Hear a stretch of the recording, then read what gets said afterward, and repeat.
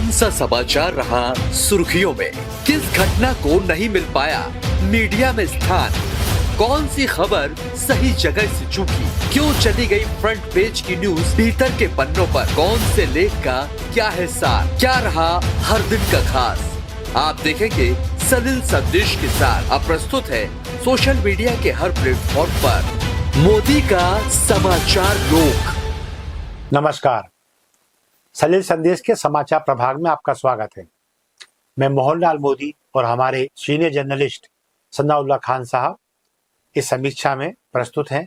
आज एक बार फिर देखेंगे कि किस अखबार ने किस खबर को प्राथमिकता दी, कौन सी खबर अपनी जगह से चूकी या फिर किस खबर ने अत्यधिक सफलता प्राप्त कर ली जगह प्राप्त करने में। तो आज शुरुआत भास्कर से की जाए। सना साहब जी, पहला पेज तो गया विज्ञापन में जी, भास्कर को बधाई जी, क्योंकि ऑक्सीजन का प्रमुख स्रोत है। बिल्कुल सही है और सेकेंड फ्रंट पे गणपति बप्पा को विशेष स्थान दिया गया। जी, जी, जी, और हेडर में भी गणपति बप्पा बिठाए हैं। जी, ये दिखाता है कि मीडिया भले ही वो कितने आधुनिक हो जाए हम लोग, लेकिन सनातन संस्कृति में हमारा रुझान बना हुआ है।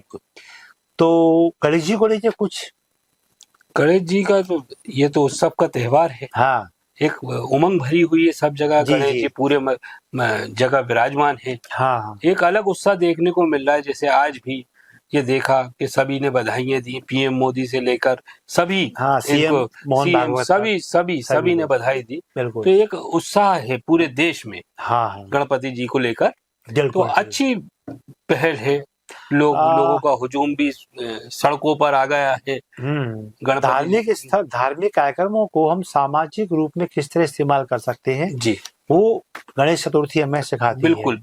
क्योंकि महाराष्ट्र में जब स्वतंत्रता संग्राम सेनानियों का एकत्रित होना मुश्किल हो गया, अंग्रेज शासकों ने इन्हें छिन्न भिन्न कर दिया, तब लोकमान्य तिलक बाल गंगाधर साहब, उन्होंने एक युक्ति निकाली कि गणपति बड़े पैमाने पर सार्वजनिक स्थलों पर बिठाए जाएं, ताकि वहाँ मोहल्ले के लोग इकट्ठे हों और वो इस धार्मिक परंपरा के साथ साथ सामाजिक और राष्ट्रीय चिंतन पर बातचीत करें, विचार का मंच बन सके। कैसे हम लड़े विदेशी आक्रांताओं से, इस पर कोई सारगर्भित एक वो निकालें निर्णय। तो बड़ा इसका भागीदारी है गणेश चतुर्थी की भारत के संग्राम को, आजादी के संग्राम में। तो इसलिए ये एक कनची, मैं तो कहता हूँ ये धार्मिक के साथ में राष्ट्रीय त्योहार भी बन जाता है। बिल्कुल। फ्रंट लीड सेकंड लगती है, लेकिन फ्रंट लीड है ये जी। भारत पर कुल 50% ट्रम्प टैरिफ आज से लागू जी। मोदी बोले स्वदेशी सबका जीवन मंत्र बने जी। इस पे क्या लग रहा है कि आज सर ये आज तो लागू हो गया, 9:30 बजे से लागू हुआ है। बिल्कुल अमेरिका के समय अनुसार सुबह, मतलब 27 अगस्त, राइट। तो आज सुबह से लागू हो चुका है। ठीक है ये, लेकिन इसका जो जवाब दिया है पीएम मोदी ने वो काबिले तारीफ है। बिल्कुल स्वदेशी की बात कर दी है उन्होंने। स्वदेशी सामान का व्यापार करें, स्वदेशी ही अपनाएं। बिल्कुल। तो एक बार फिर मुझे ऐसा लगता है कि अभी अपने गणेश चतुर्थी पे बात की, गणेश चतुर्थी का स्टार्टिंग हो गई है, वहीं टैरिफ आ गया, फिर स्वदेशी पे पहुंच गए हम। तो ये एक मंच जो है, अभी बस सिर्फ देखना होगा कि ये गणेश चतुर्थी पे जो मंच होंगे उस पे स्वदेशी की कितनी बात रख पाती है बीजेपी। मैं देख रहा हूँ जो अभी तक हमें विजुअल्स और इमेज मिल रही है पूरे भारत से, तो कई झांकियों का रुझान इस ट्रम्प टैरिफ को लेकर भी जी वही। और दूसरा, व्यापारी वर्ग में भी एक चीज अच्छी देखने में आई कि उन्होंने अपने दुकानों पर खास तौर से बोर्ड लगाए और प्रदर्शन का स्वदेशी सामान यहाँ मिलता है। मतलब एक तरीके से देश में स्वदेशी के प्रति जो एक आंदोलन छिड़ गया है, फिर इसका जवाब मुझे लगता है बहुत अच्छी पहल है सर। मतलब अपन खुद ही आत्मनिर्भर भारत बनेगा, ये एक हकीकत सामने आ रही है। अच्छा, एक चीज और देखो, एक इसे संयोग करेंगे हम, तो खूबसूरत संयोग कहेंगे इसे कि आज गणेश चतुर्थी है और आज हमें चैलेंज मिला है। बिल्कुल सर, बिल्कुल। मतलब गणेश चतुर्थी एक बार फिर एक और आजादी का युद्ध है। बिल्कुल सर, बिल्कुल। है ना, पहले हमने इसलिए आजादी के लड़े कि वो हमारे घर में घुस आए थे। जी। अब हमें लड़ना है कि ये कब तक इन्हें झेलेंगे हम। बिल्कुल। आखिर हमें इनको छिटक के दूर करना है। ये स्वतंत्र भारत की बुनियाद रखनी है। जैसे अभी आपने बात कही बाल गंगाधर तिलक साहब की, वो फिर से कहीं ना कहीं वही पहलू मतलब पुराने बनते हुए नजर आ रहे हैं जी। तो उसमें उस वक्त भी हम कामयाब रहे और आज भी बिल्कुल कामयाब होंगे। तो एक बड़ा अच्छा वो है संकेत है। 1 सितंबर से भोपाल के निजी अस्पतालों में कैशलेस इलाज बंद जी। आयुष्मान में सुविधा जारी रहेगी जी। सेंटर न्यूज है ये जी। इसी के रूप में ले रहे हैं आप सर। जो पॉलिसी वाला हेल्थ इंश्योरेंस पॉलिसी वाला जो खरीदार है उनके लिए कैशलेस इलाज की उम्मीद लगाए बैठे थे, उनको लाखों लोगों को झटका देने वाली खबर। अच्छा। अब आयुष्मान में जब आयुष्मान कार्ड से इलाज हो ही रहा है तो एक अच्छी भी बात है कि आप, लेकिन पॉलिसी जो वाला मामला है ये पॉलिसी वालों के लिए सोचने का विषय है। इसमें एक चीज और दिखाई दे रही है, शायद सरकार को उसमें दखल देने की आवश्यकता है कि हर अस्पताल का हर इलाज का एक अपना अपना टैरिफ है। बिल्कुल बिल्कुल। उसका अपना अपना वो होता है, उसका इंफ्रास्ट्रक्चर कितना ज्यादा एकदम हाई फाई है या कितना लो में जाता है, तो ये अपने हिसाब से रेट तय करना चाहते हैं। जबकि जो विज्ञान इंश्योरेंस एजेंसी है वो उसको एक भाव में पिरोना चाहती है। तो ऐसे में क्या सरकार को ये तय नहीं करना चाहिए कि आखिर आप एक इंश्योरेंस भी भारतीय व्यवस्था का ही अंग है। अस्पतालों को या तो इसमें एक बीच का रास्ता निकालना चाहिए या फिर इंश्योरेंस कंपनी को भी कहीं ना कहीं एक उदारता का परिचय देती, क्योंकि मामला स्वास्थ्य का है। अब इसमें दिक्कत क्या हो रही है कि पहले व्यक्ति इलाज कराए जी, उसमें अपना पैसा लगाए जी, और फिर वो कंपनी में जाके क्लेम करे जी। अब क्लेम जब ये क्लेम नहीं ले पा रहे बड़े बड़े अस्पताल जो करोड़ों अरबों की आसामी होते हैं, तो भी एक आम आदमी मतलब मध्यम वर्गीय व्यक्ति क्या है, क्योंकि हाई क्लास हाई फाई जो लोग हैं वो तो ज्यादा इस पे यकीन करते भी नहीं है और क्लेम नहीं मिला तो कोई बात नहीं है, लेकिन मध्यम वर्गीय व्यक्ति का इसमें पिसना बड़ा अवश्यंभावी है। इस बारे में सरकार दखलंदाजी करेगी। इसमें इस खबर में ये भी दिख रहा है सर, नर्सिंग होम एसोसिएशन का भी बीमा कर्मी बिना राय लिए अनुबंध तैयार किया गया है। वहीं दूसरी ओर जो दिख रहा है मरीजों पर क्या असर आएगा, ये भी एक अच्छा पॉइंट इन्होंने दिया। मरीजों को वही पैसा, उनको पहले पैसा पहले जेब में भरना पड़ेगा जी, ये से मतलब जेब पर अतिरिक्त बोझ आ गया और वो बोझ हटेगा या नहीं हटेगा ये नहीं। बिल्कुल ठीक है, बिल्कुल। ये है भास्कर का थर्ड फ्रंट जी, इसमें सेंटर न्यूज है जी। सीडीएस का संदेश, शक्ति से ही शांति जी। काफी कम शब्दों में बहुत कुछ कह दिया, बहुत कुछ किया है, बहुत कुछ। क्या समझ पाते हैं हम लोग सर? पूरा एक दो टूक है पूरे दुनिया को कि शक्ति से ही शांति, मतलब भारत बिल्कुल आक्रामक मूड में है।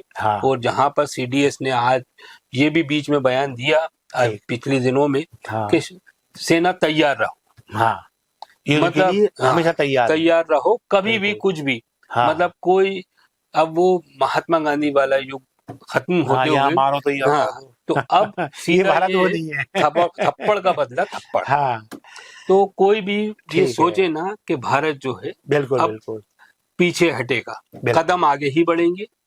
हाथ दोगे तो हाथ, बस बढ़ाएंगे हाथ तो हम भी हाथ मिलाएंगे, और कोई हमसे दिखाएगा तो उसका भी जवाब दिया जाएगा जी। एक बड़ा सुंदर शेर इसमें कहा गया है जी, ये कविता है दरअसल। क्षमा शोभती उस भुजंग को जिसके पास गरल हो, उसको क्या जो दंतहीन विष रहित विनीत सरल हो जी। यानी एक शर्त जिसमें जहर का अथाह भंडार है, यदि वो क्षमा करता है तो माना जाता है कि हाँ क्षमा किया गया। लेकिन जो कमजोर व्यक्ति है यदि वो दया का भाव दिखाता है तो लोग कहते हैं तुम तो थे मरने के लायक जी, है ना। तो कुल मिला के उन्होंने ये संकेत दे दिया कि आप ताकतवर हैं तभी आपसे लोग डरेंगे, और ताकत से ही शांति स्थापित होती, ये बात भी सही है। और हमारे भारत का बहुत क्लियर है इसमें परमाणु मुद्दे पर भी कि हम कभी शुरुआत नहीं करेंगे जी। हमने जो कुछ भी बनाया ये अपनी रक्षा के लिए बनाया है। हाँ, जिसने भी हम पे पहला अटैक किया एंड हम करेंगे बिल्कुल, है ना। और जैसे वो कहते हैं शक्ति से ही शांति है, तो इसका एक उदाहरण हमें रामचरितमानस में मिलता है।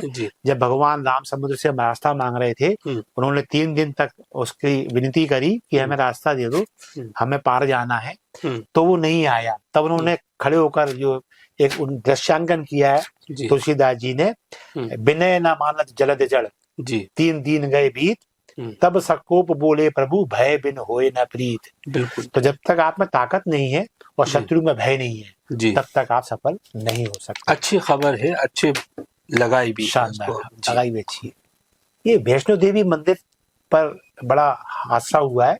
मार्ग जो है वैष्णो देवी का 7 भक्तों की मौत, ये आंकड़ा शायद बढ़ गया है, बढ़ गया सर। शाम को 36 रात में 36 हुआ, 30 के करीब। हाँ ज्यादा चलेगा, घायल भी बढ़े हैं और कई दबे अभी भी हैं। जी जी जी। तो ये अभी तक मैंने देखा है वैष्णो देवी पे घटनाएं कम हुआ करती थी। जी जी। कम से कम जो धार्मिक क्षेत्र है वो बचा हुआ था। अब जब यहाँ भी स्थिति आ गई है तो प्रकृति क्या संदेश दे रही है हमें? ये सर प्रकृति यही संदेश दे रही है, जिसमें कहीं ना कहीं विकास जो हो रहा है, हाँ, वो भी एक विकास तो होना ही है, होना भी चाहिए, करना चाहिए, बिल्कुल बिल्कुल। लेकिन कहीं चीजों को प्रकृति ये भी दे रही है कि यहाँ नहीं वहाँ करें, या जो भी चीजें हैं, ये तो एक विचारणीय पहलू है। हाँ, जो कि हमारे भूगर्भ वैज्ञानिक और ये सारी चीजें देखते हैं। बिल्कुल। लेकिन ये चीजें होने के बावजूद भी ये हादसे होना या कहीं ना कहीं एक नाकामी कह लें, या बहुत सारी चीजें इसमें सामने आई। जैसे अब इसमें खबर में 99 साल का रिकॉर्ड टूटा है। हाँ, वही वैष्णो देवी यात्रा रोकी गई है। सही है, सारी चीजें हैं, लेकिन ये पहाड़ों का टूटना, गिरना ये सारी चीजें ठीक नहीं है सर। हम यूँ कहें कि वैष्णो देवी का मंदिर हमने पुरानी फिल्मों में भी देखा है कि मुझे वैष्णो देवी जाने का अवसर शायद 10 साल पहले या 15 साल पहले ही मिला होगा। इसके पहले हम फिल्मों में देखा करते थे। जी। चलो बुलावा आया है, माता ने बुलाया, शायद आशा फिल्म, बिल्कुल बिल्कुल बिल्कुल। तब हम देखते थे एक कच्चा रास्ता, जितेंद्र और रामेश्वरी जा रहे हैं, पूरा वो जा रहे हैं। हमने कहीं भी वहाँ सीसी रोड नहीं देखे थे। ठीक है ना। अब हमने इतनी सुविधा भोगी हो गए हम कि हमने वहाँ सीसी रोड कर दिया ऊपर तक। अब दूसरी बात, हमने जो जिस मार्ग से हम जा रहे हैं कटरा से लेके वैष्णो देवी तक, वहाँ पर पहाड़ों पर वृक्षारोपण पे हमने कभी ध्यान नहीं दिया। जबकि वृक्षों के बारे में कहा जाता है कि उनकी जड़ें पत्थरों को बांध लेती हैं आपस में, तो उनको भूस्खलन से बचाती है। तो उन चीजों पे गौर किए बगैर जिस तरह से हम आधुनिकीकरण कर रहे हैं मंदिरों का भी, प्राकृतिक स्थलों का भी, पर्यटक स्थलों का भी, ये इसमें थोड़ा सा हम प्रकृति को भी विश्वास में लेके चले। बिल्कुल। और इस तरह की जो घटनाएं हैं ये इशारा कर रही हैं कि वक्त रहते यदि हम ना सुलझे और ना संभले, जैसे अब देखा ना हमने उत्तराखंड में, हिमाचल में, मतलब वहाँ आए दिन बादल ही फट रहे हैं वहाँ। भाई हम पहले भी वो अस्तित्व में थे, वो राज्य पहले भी सब कुछ था, लेकिन बादल फटने घटना कभी कभार आ जाया करती थी। अब रूटीन की खबरें हैं, तो इससे ये प्रतीत होता है कि हमने छेड़छाड़ बहुत ज्यादा कर दी, बहुत ज्यादा। और भारत सरकार को इस बारे में बहुत गहन चिंतन की आवश्यकता है। पर्यावरण से खिलवाड़, सारे क्षेत्र पलायन के शिकार हो जाएंगे शायद, अगर यही स्थिति रही, क्योंकि हर साल तो मर रहे हैं। कब तक आदमी वहाँ टिका रहेगा? एक इसे हम कहेंगे थर्ड लीड है जी। हालांकि मैं मानता हूं कि मोहन भागवत की कद काठी के हिसाब से ये गणपति बप्पा के बाद इसको लीड होना चाहिए था, या ये फ्लैश में स्टोरी आ जाती तो इसका मैच। लेकिन भास्कर है, हिंदू का स्वाभाविक धर्म समन्वय होता है, संघर्ष नहीं। ये मोहन भागवत जी ने कहा है। हिंदुत्व को लेकर जो धारणा राजनीति ने बना दी है, विद्रूप राजनीति में, ये कितना सटीक जवाब है मोहन भागवत का नेताओं के लिए? सर काफी अच्छा जवाब है। और इसमें मोहन भागवत जी ने जो प्लान बताया है, कि भारत को विश्व गुरु बनाने का एक प्लान बना चुके हैं। ठीक है। और कहीं ना मतलब पूरी चीजों में जो शताब्दी वर्ष मनाया जा रहा है, इसमें 25 देशों के प्रतिनिधि भी मौजूद हैं। जो 25 देशों के मतलब विश्व गुरु की राह पर ये आगे बढ़ना है। ये बड़ी बात है कि सारे राजनीतिक नायक इसमें मौजूद हैं विश्व के। ये बड़ी बात। तो एक अच्छा संदेश दिया है इन्होंने, एक थीम भी सेट की है ना, नए क्षितिज है इसका पूरे का नाम दिया गया है। मोहन भागवत ने जो हिंदुत्व वाली बात की है, तो और संगठन और सत्ता का भी इन्होंने जिक्र किया है इसमें, तो काफी अच्छी खबर है ये। ठीक है ना। जितना मैं जानता हूँ, छात्र हूँ मैं संघ का, तो संघ की स्थापना हिंदुओं के अधिकारों के संरक्षण के लिए की गई, इसमें कोई शक नहीं है। और ये इसलिए की गई जब कांग्रेस की ओर से कहा गया कि जब तक मुस्लिम साथ नहीं देंगे देश को आजादी मिलना मुश्किल है। ये मुस्लिम वर्ग के राष्ट्रीय प्रेम पर क्वेश्चन मार्क था। अच्छा। एक प्रकार से भाई, जैसे आज हमें सना साहब और हम बैठे हुए हैं, अब यदि आज सना इस देश पे हमला होता है तो इसमें अकेला मोहनलाल मोदी थोड़ी लगेगा। अंडरस्टूड है, मेरे साथ में सना साहब भी दौड़ेंगे, नहीं बाद में निपटेंगे आपसी मसले, पहले तो सामने वाले को ठीक कर लें हम। और यही भावना तत्कालीन मुसलमानों में भी थी। लेकिन जिस तरह का ये प्रोपेगेंडा खड़ा किया गया कांग्रेस के द्वारा कि वो हिंदू तुम्हें ये कर देंगे, हिंदू से कह रहे हैं मुसलमान तुम्हें ये कर देंगे, तो इसलिए एक तो दूसरा ये है कि वो ये कहते हैं ना, धर्म में समन्वय रहे, वही हिंदू का स्वाभाविक धर्म है। तो एक बार या दो बार या तीन बार ये बात सामने आ चुकी है, किसी ने कहा कि धर्मनिरपेक्षता, किसी ने क्लेम किया हमारी वजह से है, तो बहुत सटीक जवाब आया नहीं, धर्मनिरपेक्षता इसलिए है कि ये यहाँ हिंदू बहुसंख्यक है, उसके स्वभाव में है सभी धर्मों का।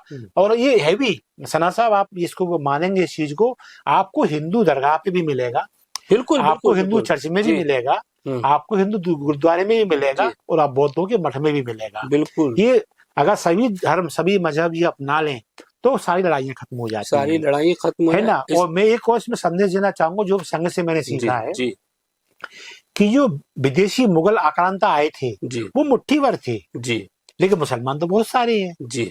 जाहिर है हमारे ही लोगों को मार मार के मुसलमान बनाया गया, शायद इसीलिए मोहन बाबा की बात कहते कि डीएनए हमारा एक ही है, हम एक ही हैं। तो इसमें अगर सभी वर्ग सोच के विचार करेंगे तो फिर ये तय है, अंतिम निर्णय यही है कि हम सभी एक माँ की संतान हैं और हमें सबको एकजुट होकर भारत के सर्वांगीण विकास के लिए संघर्ष करने की आवश्यकता है। इसमें सर मेरा हमेशा एक सोच है, मेरा मत है कि जब भारत से कहीं बाहर जाते हैं तो आप हम सब जो है भारतीय कहलाते हैं, बस एक ही हमारी पहचान। वहाँ पर पासपोर्ट देखा जाता है और ये देखा जाता है, नाम बाद में पूछा जाता है, पहले बात होती है किस देश से आ रहे हैं आप। तो देश प्रेम जो है वो सबसे पहले है, वो होना भी मतलब चाहिए। एक देश, मतलब हम कैसे लोग होंगे इसका आकलन इस चीज से होता है कि हम आए कहाँ से जी, मतलब तो इस मामले में मेरा मतलब निजी मत है ये, नहीं बिल्कुल कहीं भी जाते हैं बिल्कुल तो सबसे पहले आदमी पूछता है आप कौन, इंडियन है? तो आप हम कहते हैं हाँ हम इंडियन है।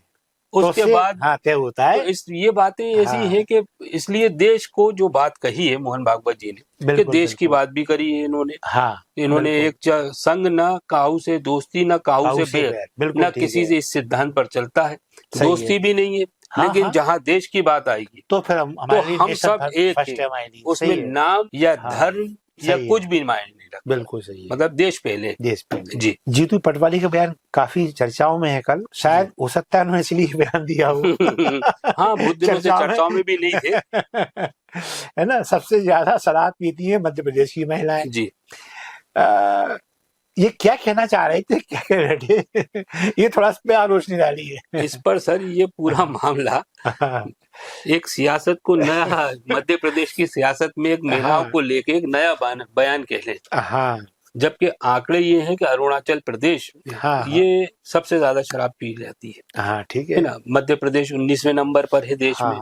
ठीक। लेकिन मोहन भागवत जी, ये अपने जीतू पटवारी जी का ये बयान आना, अच्छा तो उसके बाद एक सियासत के अंदर जो महिलाओं का भी इसमें जो काउंटर आया पूरा बीजेपी की भी तरफ से, सारी महिलाओं ने बयान दिए उसमें। हाँ बिल्कुल, एक के बाद सारे बयान आए। लेकिन जीतू पटवारी की तरफ से किस महिला ने बयान दिया? कांग्रेस की ओर से किसी ने काउंटर किया हो कि उनका आशय ये था, ये अभी तक। तो इसका मतलब ये मान ले कांग्रेस ने ये मान लिया है कि गलती हो गई, इसमें भी कोई संशय नहीं है सर, है ना। भाई कहीं से तो आना था ना। बिल्कुल। दिग्विजय सिंह है, कमलनाथ है, अजय सिंह है, और फिर बाकी और तो टीम है, कम से कम इनकी टीम तो है। इस बयान के बाद ये तो ऐसा लगने लगा कि जीतू पटवारी सिर्फ अकेले ही है, शायद अकेले ही है शायद। ये बयान देखकर के इसमें मैं एक चीज और देख रहा हूँ जी, कि इन्होंने ये बयान है, इसमें एक रिपोर्ट, सेंट्रल गवर्नमेंट की रिपोर्ट को आधार बनाया है। तो कभी कभी ऐसा भी होता है, जो मैंने टच किया है जी, कि कांग्रेस खुद बैठे बिठाए बीजेपी को मुद्दा दे देती थी कई बार, चुनाव के दौरान भी और चुनाव के इधर उधर भी। और ये मुझे लगता है ये फिर वो गलती कांग्रेस कर गई। इन्होंने फिर एक मुद्दा बीजेपी को दे दिया है, और इत्तेफाक से ये त्योहारों की शुरुआत भी हो रही है। तो ऐसे में मातृशक्ति को लोग इस तरह की बातें करना, तो ये कांग्रेस के लिए भारी तो पड़ने वाला है। बिल्कुल भारी पड़ेगा सर, और पढ़ना भी चाहिए, पढ़ना भी चाहिए। कल विरोध प्रदर्शन भी हुआ, क्योंकि शालीनता अपेक्षित है राजनीति में।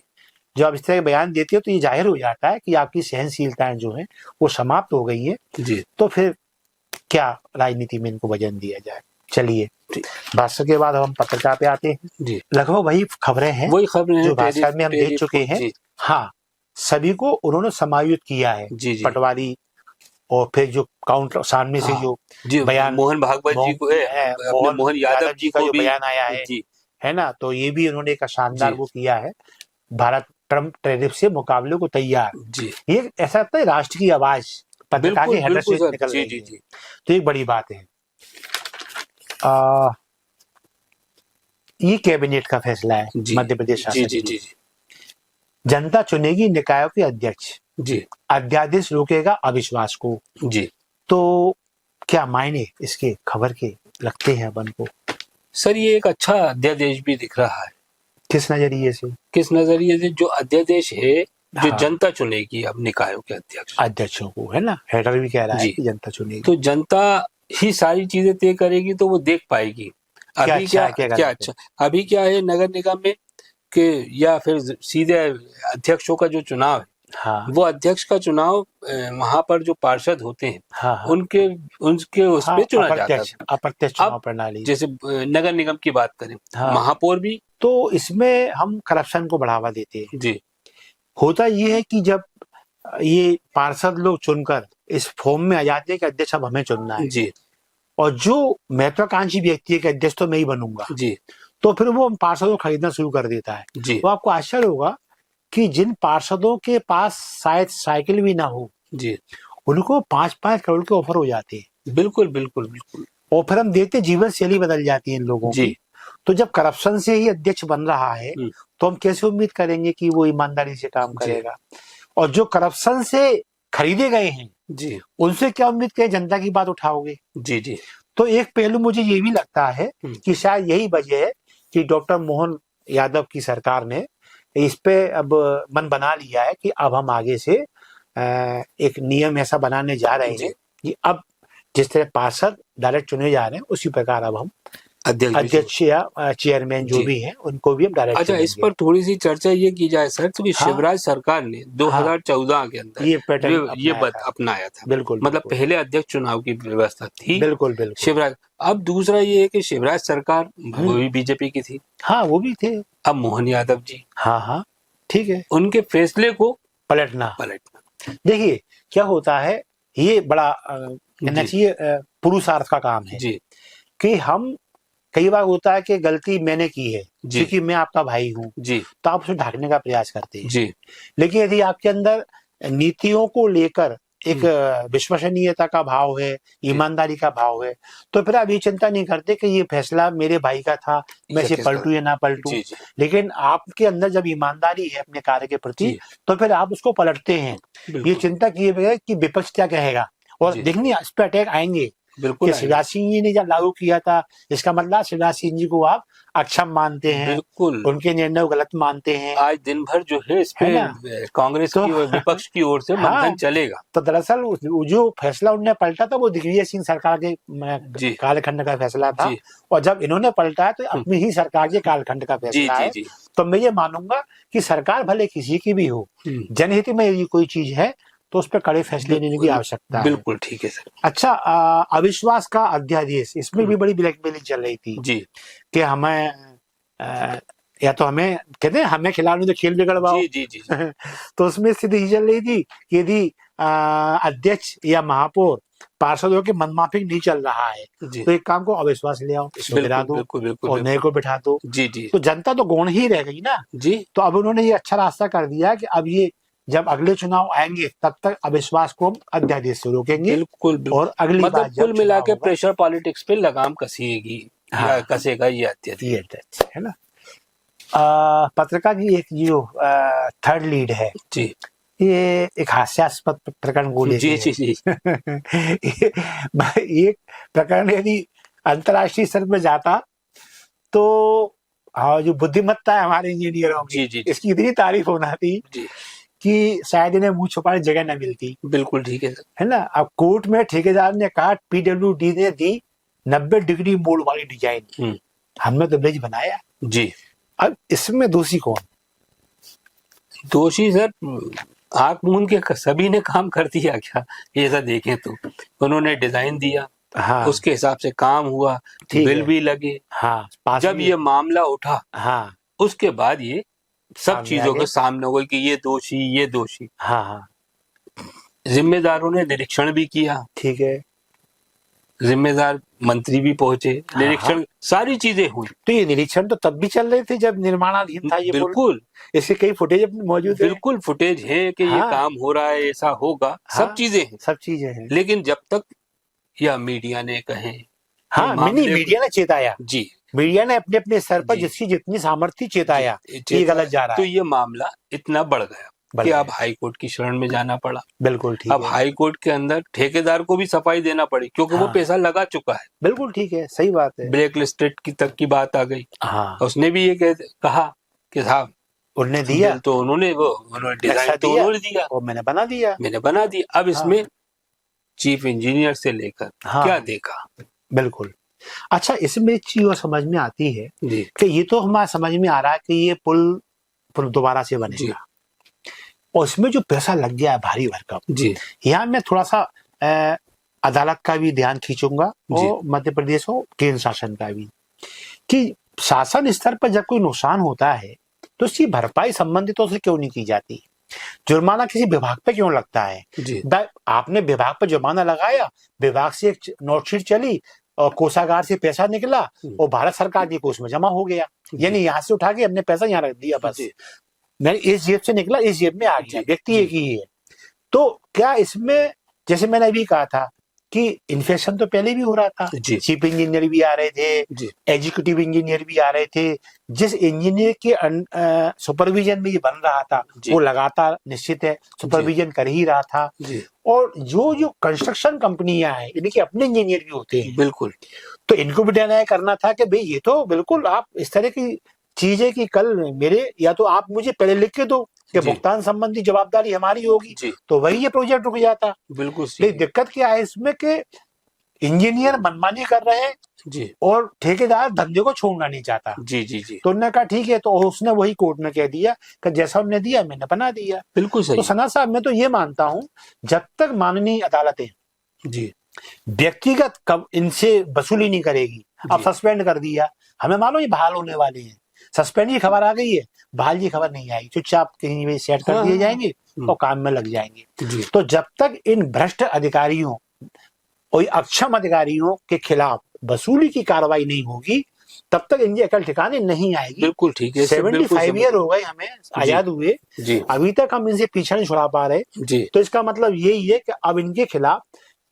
कुल मिला के इनकी मुश्किलें कसने की आवश्यकता है। बिल्कुल सर, बिल्कुल सही है, बिल्कुल ठीक है। तो ये आज का समाचार पत्रों और समाचारों को लेके हमारा समीक्षा का प्रयास, उम्मीद है सभी को रास आएगा। इसे लेकर आपकी क्या राय है कृपया अपने कमेंट्स में हमें अवगत कराएं।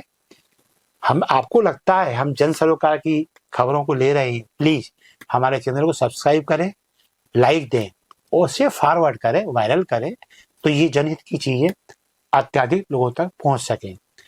इस कार्यक्रम में सना साहब ने हमारा साथ दिया, उनका बहुत बहुत धन्यवाद जी।